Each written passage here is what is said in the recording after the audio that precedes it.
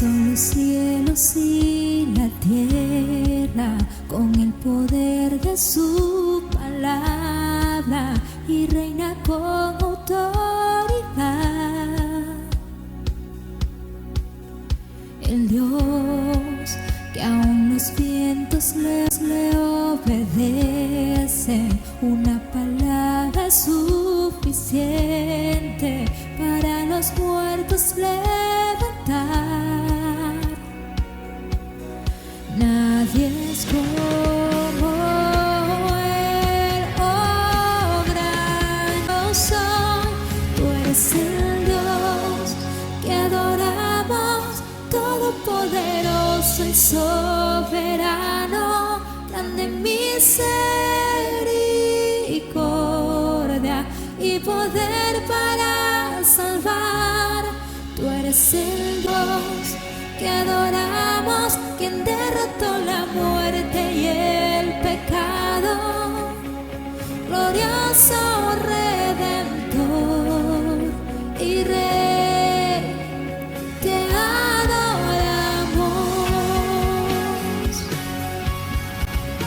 adoramos a ti, oh Señor.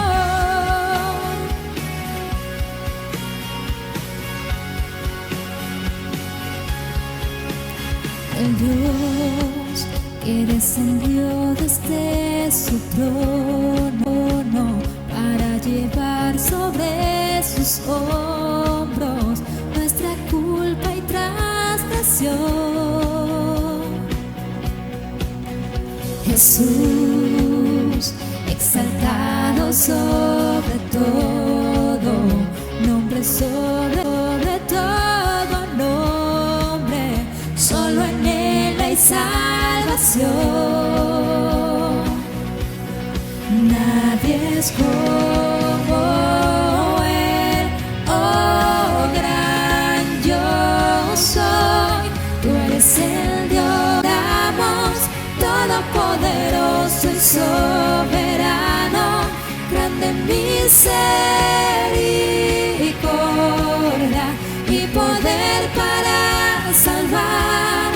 Tú eres el Dios que adoramos, quien derrotó la muerte y el pecado, glorioso Redentor y Rey, te adoramos.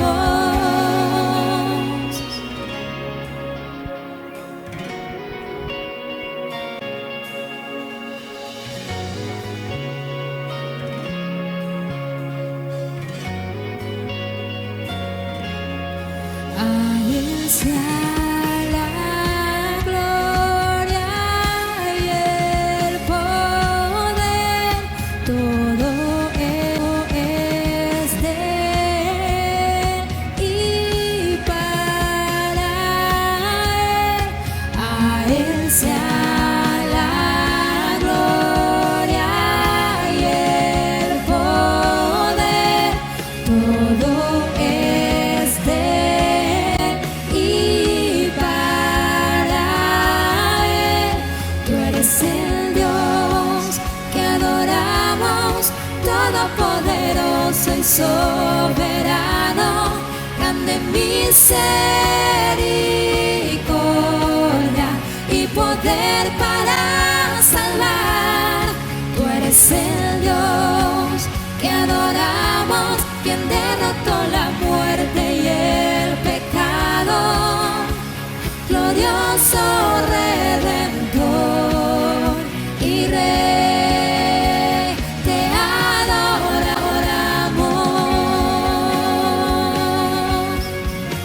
adoramos a ti, Señor.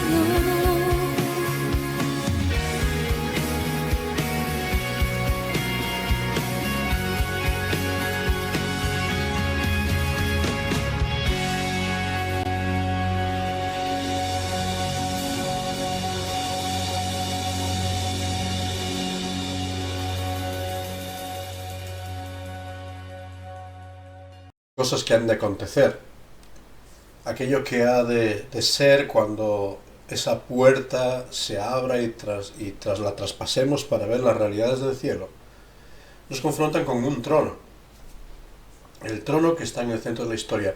Y el capítulo 4 de Apocalipsis ha sido muy claro para hablarnos del trono, de lo que está delante del trono, en el trono, y constantemente esta imagen del trono se pone en el centro de la historia.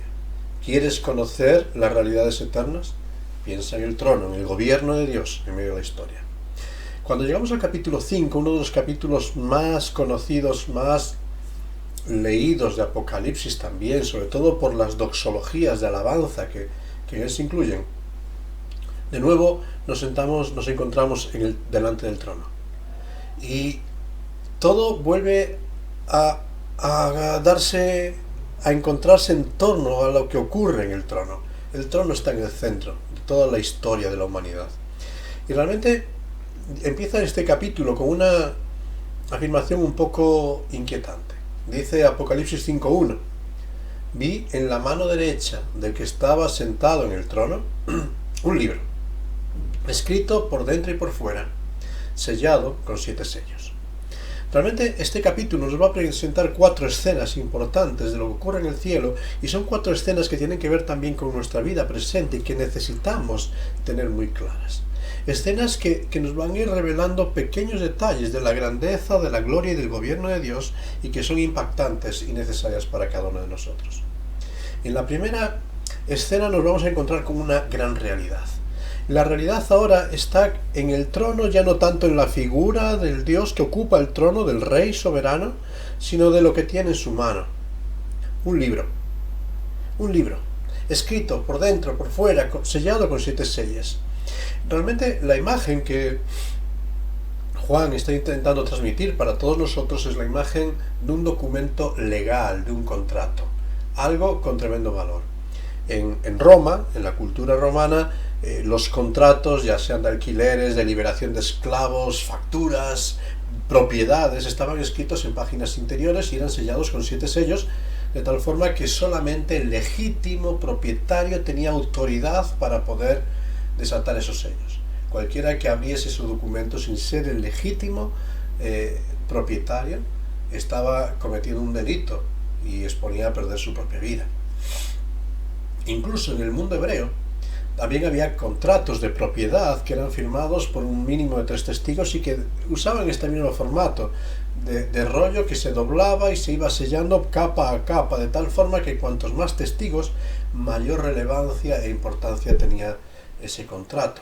Estas 2 figuras son las que el autor quiere presentarnos delante de nosotros aquí. Y cuando Juan presenta este libro delante de nosotros, ¿qué está hablando? ¿De qué es este rollo que tiene en su mano derecha? Pues hay varias interpretaciones y varios pensamientos, ¿no? Por un lado, hay quienes, apoyándose en una profecía de Ezequiel capítulo 2, versículo 9, ven ahí esa imagen de un rollo lleno de ayes, de lamentos, de gemidos. Es el rollo de los juicios que se van a desatar sobre toda la tierra. Es una opción. Cuando leemos Jeremías capítulo 32, versículo 7 y siguientes, vemos un documento de propiedad también que Jeremías introdujo allí dentro de un cántaro como un testimonio de lo que Dios estaba haciendo también con su tierra. Realmente, cuando llegamos a este pasaje tenemos que entender un poquito de las figuras, porque lógicamente en Apocalipsis sí se nos va a hablar de juicios, pero el mensaje de Apocalipsis no es de juicio. Aunque a veces nos aterra la gravedad de esas trompetas, de esas copas que se derraman sobre la tierra, de esos sellos que se van a ir abriendo, el mensaje de Apocalipsis no es un mensaje de juicio. El mensaje de Apocalipsis es un mensaje de redención, donde Dios va a tener que derramar juicios para derrotar la tiranía instaurada por medio del diablo en esta creación, para recuperar lo que legítimamente le pertenece por ser el creador. En el capítulo 4, el autor de Apocalipsis capítulo 4, terminaba al final con esta alabanza, diciendo que tú has creado todas las cosas, que todas las cosas te pertenecen porque las has creado. Por eso más bien cuando vemos en la mano derecha del que está sentado en el trono un libro escrito por dentro y por fuera, podemos ver más el documento de propiedad. El documento de propiedad de Dios de toda la creación. Aquello que el diablo se usurpó e intentó afirmar que era de él, aquí está en la mano del que está en el trono. Y la pregunta es, ¿quién tiene la autoridad para reclamar toda esta dignidad? ¿Quién tiene la autoridad para reclamar todo esto? Esta es la segunda escena que nos encontramos. Versículo 2 hasta el versículo 4. Dice allí que la segunda visión, vi a un ángel fuerte que pregonaba a gran voz: ¿quién es digno de tomar el libro, de abrirlo y de desatar sus sellos? ¿Quién tiene la autoridad, el derecho, la dignidad y el poder para reclamar el dominio sobre toda la creación que ha sido dañada por el pecado? Y la respuesta es tremenda, ¿verdad? Dice el versículo 3 y 4, y ninguno, ni en el cielo, ni en la tierra, ni bajo de la tierra podía abrir el libro, ni aun mirarlo. Y lloraba yo mucho porque no se había hallado a ninguno digno de abrir el libro, ni de leerlo, ni de mirarlo. Nada, ninguno. El vocablo aquí es neutro. Habla nada ni nadie, absolutamente nada. No había ningún ser humano capaz de reclamar el derecho sobre la creación. Para el pueblo judío podían tener sus referentes de Moisés, de Elías, la ley, los profetas. Podían pensar en aquellos grandes padres de la nación, Abraham, Jacob. Podían pensar en personajes como David, el rey, que realmente ocupaba el trono. Pero ninguno de los justos muertos en otras épocas tenía autoridad para reclamar ese libro.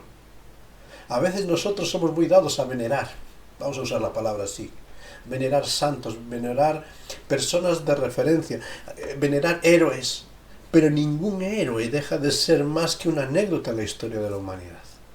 Nadie tiene autoridad sobre la creación. Ninguno de los apóstoles, esos apóstoles que habían ya poco tiempo antes de Juan sido un poquito el catalizador del mensaje de Cristo transmitido a las naciones, en la nueva iglesia que se había inaugurado, ninguno de los apóstoles tenía autoridad. Muchos de ellos que ya habían pasado por el martirio por causa de su fe. Muchos de ellos que ya habían perdido su vida y habían expuesto todo por causa de la fe. Sin embargo, ninguno de ellos era digno. Ninguno, incluso de los que consideraríamos mediadores en la historia humana. Esos referentes que tenemos de personas por bondad, por capacidad, o incluso que les hemos otorgado cualidades. Ninguno. Lo que el evangelista está descubriendo en esta visión es que nada creado, absolutamente nada, tiene derecho sobre la creación. No importa la cualidad de la vida, no importa los méritos logrados, lo creado está sujeto a la fragilidad de la creación. Y todos somos criaturas. Y ningún ser humano, por más relevante que nos pueda parecer, tiene la autoridad definitiva sobre todo lo creado. Creemos que podemos cambiar el sentido de la historia. Creemos que podemos marcar el devenir de la historia, pero al final no. En la mano del que está sentado en el trono estaba ese libro. ¿Y quién tiene autoridad para abrirlo? ¿Quién tiene autoridad para reclamar el derecho sobre la creación? Y Juan, cuando ve esta perspectiva de un mundo que estaba yendo a la deriva, de una creación dominada por el pecado y que no hay autoridad para cambiarla, ¿sabes? Muchas veces intentamos revertir las situaciones de nuestro mundo. Intentamos decir que nosotros podemos cambiar la historia. Y vemos la fragilidad que está en nosotros. Somos pecadores, somos débiles y queremos cambiar. E intentamos y creamos nuestras estrategias y vemos los fracasos de nuestra sociedad y creamos políticas para intentar cambiarlas y mejorarlas, y lo único que hacemos es empeorar vez tras vez, porque el ser humano no tiene autoridad para cambiar el devenir de la historia. Vemos las lacras sociales y empezamos a cambiar de gobiernos, cambiar de sistemas filosóficos, de sistemas políticos. Hemos pasado a lo largo de los siglos de historia de la humanidad por diferentes aspectos, ya sean monarquías, ya sean repúblicas, ya sean dictaduras, ya sea capitalismo, ya sea comunismo, ya sea socialismo, ya sean todo tipo de ismos. Ya hemos pasado por todo tipo de filosofías existenciales también, todo tipo de generaciones que ya nos quedamos sin alfabeto para definirlas. Pero la degradación moral del ser humano continúa ahí. Nada, ni nadie trae esperanza para la humanidad. Intentamos crear sistemas de educación, pensando que la educación desarrollará y cambiará el mundo, y seguimos viendo lo mismo. Que tenemos técnicas de inmoralidad más depuradas, pero seguimos viviendo en la inmoralidad. La desesperación de Juan es la desesperación de muchos que vemos que esta humanidad no tiene remedio en los esfuerzos humanos. La esclavitud humana sigue dominándonos. Desesperación en la búsqueda. Cuando buscamos en lo creado, solo encontramos desesperación. Pero hay una tercera escena, y esta es una de las escenas más impactantes, versículo 5. Y cuando estaba llorando Juan, uno de los ancianos se acercó y le dijo: no llores. He aquí que el león de la tribu de Judá, la raíz de David, ha vencido para abrir el libro y desatar sus 7 sellos. Fíjate qué anuncio. La respuesta de Dios ante la incapacidad humana es traer consuelo y decirle: no llores, no llores. Es cierto, ninguna cosa creada puede redimir la creación, pero hay alguien que sí puede tomar el libro y desatar sus sellos. Hay alguien que sí tiene autoridad. No llores. ¿Cuántas veces a lo largo del Evangelio el Señor tiene que venir al consuelo para decirnos: no lloréis, no se turbe vuestro corazón, no tengáis miedo, confiad? Porque con frecuencia nuestra visión se llena de las perspectivas humanas, de la desesperación del entorno, de la debilidad, de la fragilidad, de la pérdida. Sufrimos la pérdida, sufrimos el dolor, sufrimos la necesidad, sufrimos la carencia, y en medio de todo eso las lágrimas brotan en nuestro semblante, y claro que son terapéuticas en muchas ocasiones, pero las lágrimas no pueden caer en el desconsuelo y la desesperanza, porque el mensaje del cielo es que hay alguien que tiene el control. Y esta es la declaración celestial: el león de la tribu de Judá. Este es el primer apelativo mesiánico que encontramos en el Antiguo Testamento, ya en el libro de Génesis. El primer imagen para hablarnos del poder, de la autoridad de aquel que vendrá por medio del remanente de Judá. La raíz de David, el descendiente de David. Ese que viene en este mismo vástago de la monarquía davídica. Va a venir ese Mesías que va a tener el control para cambiar la historia, con poder, con autoridad. Y me estremece la declaración celestial. Dice: el león de la tribu de Judá, la raíz de David, vencerá a todos vuestros enemigos. No. Fíjate, hay una declaración con exclamación, con convicción: ha vencido. La victoria de Cristo, la victoria del Mesías ya es real. No hay que esperarla, no vendrá, sino que en medio de las luchas ya podemos decir hoy: Cristo ya ha vencido. Y esta es la declaración del Señor Jesucristo. Es la declaración constante del apóstol Pablo. Es la declaración de que Cristo ha vencido a la muerte, ha vencido al pecado, ha vencido al diablo. Por tanto, no estamos viviendo bajo las cadenas, no tenemos que estar viviendo bajo la maldición del pecado. Cristo ha vencido. Y cuando escucha este mensaje, cuando las lágrimas de Juan son enjugadas, cuando los ojos de Juan vuelven a levantarse de lo creado para ver al Creador y ver el poder de Dios que está en el trono, fíjate lo que ve. Versículo 6. Y miré, y vi, que fíjate, que en medio del trono, de nuevo en el centro de la historia, de donde viene el gobierno de Dios, desde ahí, desde el trono, en medio de los 4 seres vivientes, en medio de los ancianos, en el centro del centro, en el epicentro mismo de la historia, estaba en pie. Fíjate qué imagen tan tremenda. Estaba en pie un cordero como inmolado, que tenía 7 cuernos, 7 ojos, los cuales son los 7 espíritus de Dios enviados por toda la tierra. ¡Qué visión tremenda! La de un cordero en pie. ¿Qué quiere decirnos? Que era un cordero vivo. Era un cordero vivo. Sí, como inmolado. Que sí que fue sacrificado, pero había vencido al sacrificio para estar vivo, estar en pie. Un cordero que tiene 7 cuernos como el poder y la autoridad total y plena, perfecta. que tiene 7 ojos como la omnisciencia y la omnipresencia perfecta de Dios. El vencedor, una imagen de gloria. Las heridas del Cordero eran visibles, estaba como inmolado. Las marcas del sacrificio eran reales, su costado, sus manos eran visibles, pero sin embargo estaba en pie. La muerte no tuvo autoridad. Cristo resucitó. Cristo venció a las secuelas de la cruz. Cristo venció a la debilidad del sepulcro. Cristo venció a todos sus enemigos. No hubiese podido ser el león de la tribu de Judá. No hubiese podido ser el rey de la gloria a menos que fuese primero el Cordero de Dios que quita el pecado del mundo. Y porque quitó el pecado del mundo con sus llagas y con sus heridas, ahora es el que tiene toda autoridad. Es una escena de victoria, de gloria. Y una cuarta escena sencilla, versículos 8 al 14. Una cuarta escena que nos habla de este Cordero que ha tomado el libro de la mano derecha del que estaba sentado en el trono. Y cuando toma este libro, fíjate, cuando hubo tomado el libro, los 4 seres vivientes y los 24 ancianos se postraron delante del Cordero. Todos tenían arpas y copas llenas de oro, que son de incienso, que son las oraciones de los santos, y cantaban un cántico nuevo diciendo: digno eres de tomar el libro y de abrir sus sellos, porque tú fuiste inmolado y con tu sangre nos has redimido para Dios de todo linaje y lengua y pueblo y nación, y nos has hecho para nuestro Dios reyes y sacerdotes, y reinaremos sobre la tierra. ¿Qué ocurre cuando el que es digno recoge aquello que legítimamente le pertenece? Toda la creación cae en su presencia.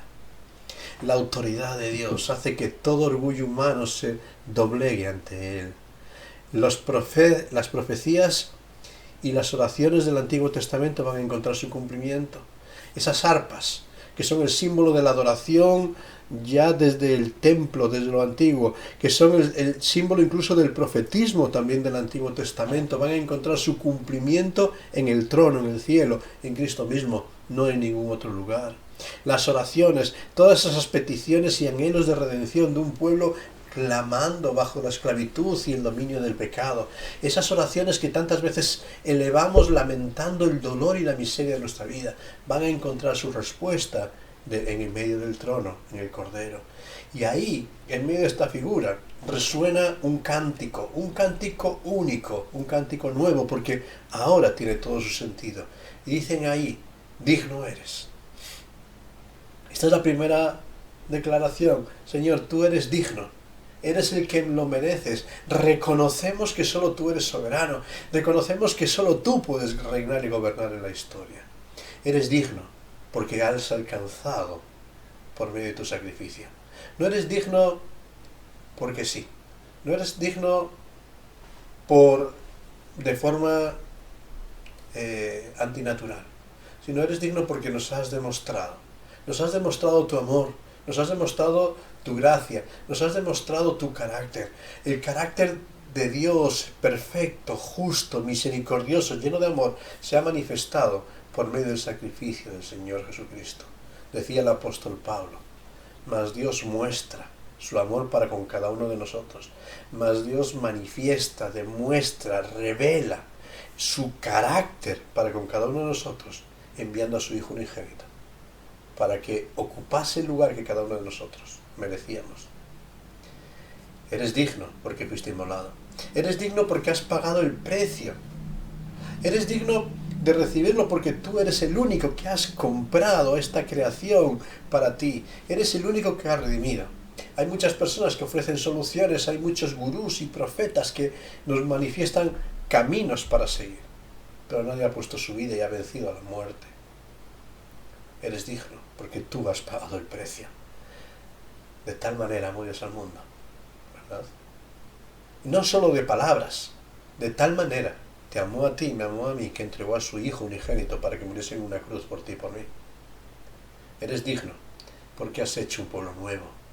Nos has redimido para ti, de todo linaje, lengua, pueblo y nación, y nos has hecho para nuestro Dios reyes y sacerdotes, y reinaremos sobre la tierra.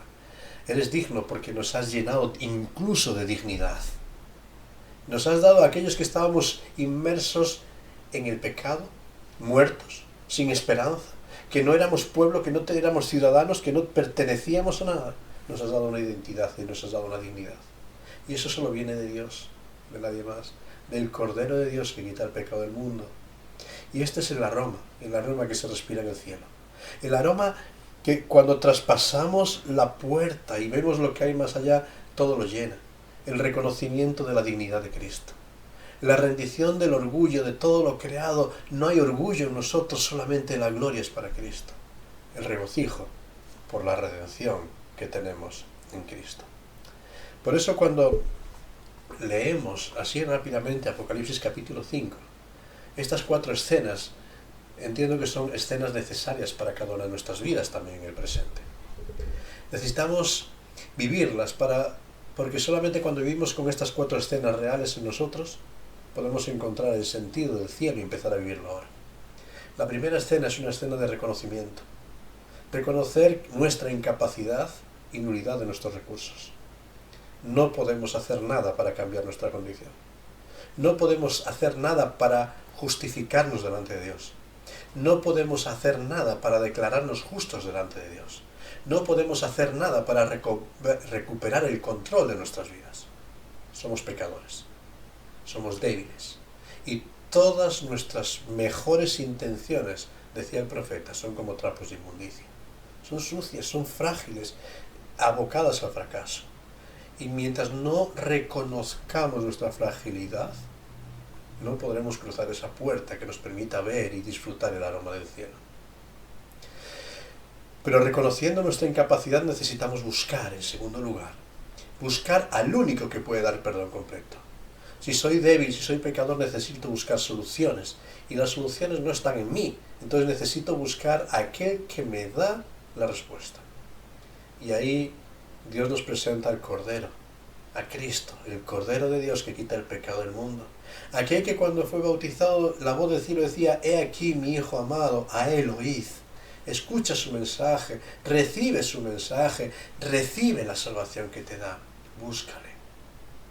Y buscando al único que te dice: «Venid a mí los que estáis trabajados y cargados, y yo os haré descansar». Buscando al único que ha ocupado tu lugar y mi lugar en la cruz del Calvario para traernos perdón. En tercer lugar, cree.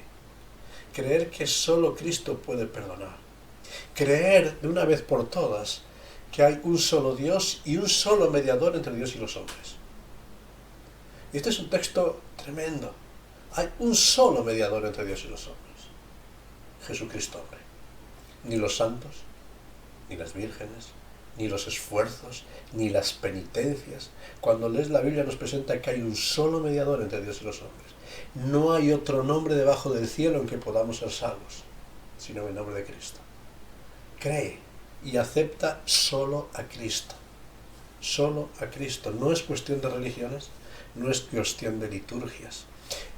Desde el centro y en el medio del trono, en medio, solo está la figura del Cordero como inmolado, en pie, que ha vencido a la muerte. Cristo, el Cordero de Dios. Nadie más ocupa ese lugar. Reconociendo nuestra debilidad, buscando el auxilio de Cristo, creyendo solo en Cristo.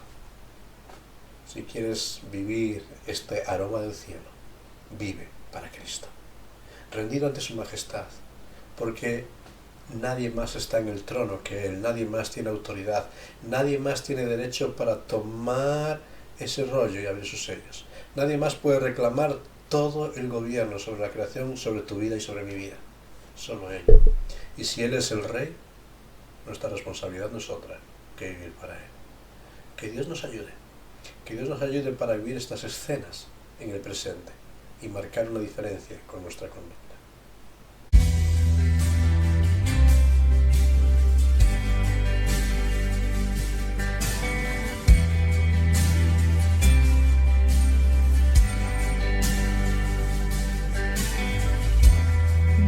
Nuestros corazones insaciables son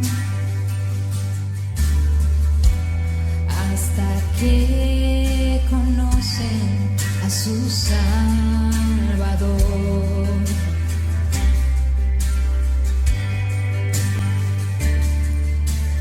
Tal y como somos los amó, hoy nos acercamos sin temor. Él es el agua que al beber nunca más tendremos sed. Jesucristo basta, Jesucristo basta. Mi castigo recibió y su herencia me entregó. Jesucristo basta, Jesucristo basta.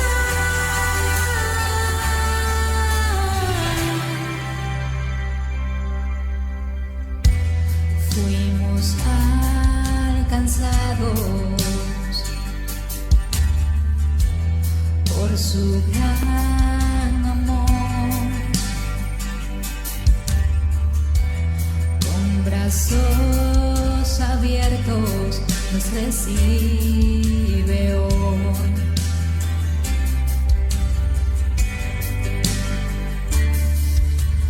Tal y como somos nos amó, hoy nos acercamos sin temor. Él es el agua que al beber nunca más tendremos sed. Jesucristo basta, Jesucristo basta. Mi castigo recibió y su herencia me entregó. Jesucristo basta, Jesucristo basta.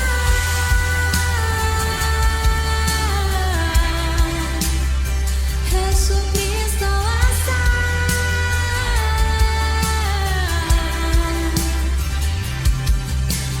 Tal y como somos nos amó,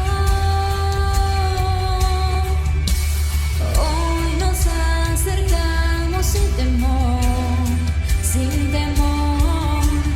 Tal y como somos nos amó, hoy nos acercamos sin temor. Él es el agua que al beber nunca más tendremos sed. Jesucristo basta, Jesucristo basta. Mi castigo recibió y su herencia me entregó. Jesucristo basta, Jesucristo basta.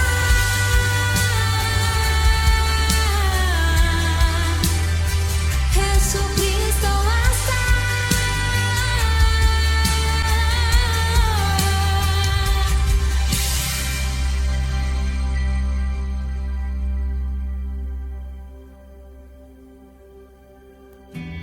Ahora hay un futuro y esperanza fiel. En su amor confiamos, hay descanso en él. Vamos a despedir este tiempo, y qué bueno poder acercarnos delante del que está en medio del trono, aquel que ha ocupado nuestro lugar en la cruz para comprarnos, y que en su mano está el documento de propiedad de que todo y todos le pertenecemos a él. Y vamos a acercarnos como aquellos solo pudieron acercarse, no para pedir. Tristemente muchas veces solo nos acercamos para pedir, no para quejarnos y reclamar, y tristemente es lo que muchas veces sale en nuestros labios, sino postrados en humildad simplemente para decir gracias.